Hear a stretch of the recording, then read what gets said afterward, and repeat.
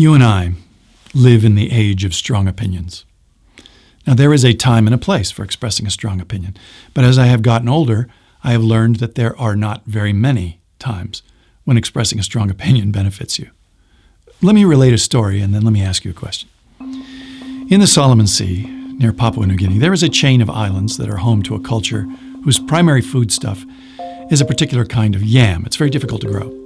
So they have very elaborate rituals that guide the planting and the cultivation of these yams, and they have a big festival around the yam planting and the harvest. And since all agriculture involves some element of luck, part of their ritual is a very elaborate and impressive Yam Dance. And a really good Yam Dance, the thinking goes, brings in a lot of big yams. So the best Yam dancers, well, they have very high status. They get their huts closest to the chief, and they get their first choice of mate, and, lots of perks. And if you're a really good yam dancer, maybe you even wind up as chief. Well, in the 18th century, a European ship visited the islands, bringing along with it, among other things, a missionary whose job it was to convert the natives.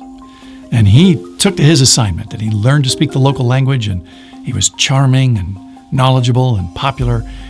And the chief of the tribe began to treat him a little bit like a favored pet, bringing him along to everything and always at his side. And after some time, the story goes, at the annual Yam Festival, after the Yam Dance, the chief asked the missionary in front of everyone whether he thought that that particular Yam Dance would bring in a good crop. And the missionary said, well, the dance was certainly impressively vigorous. And the chief said, well, good, so you think it'll bring in many yams? And the missionary said, well, as beautiful as it is, the dance is superfluous. It doesn't actually affect the yam crop one way or the other. I can say with some confidence that you can skip the dance or you can keep it, but the results will be the same. Now here's my question.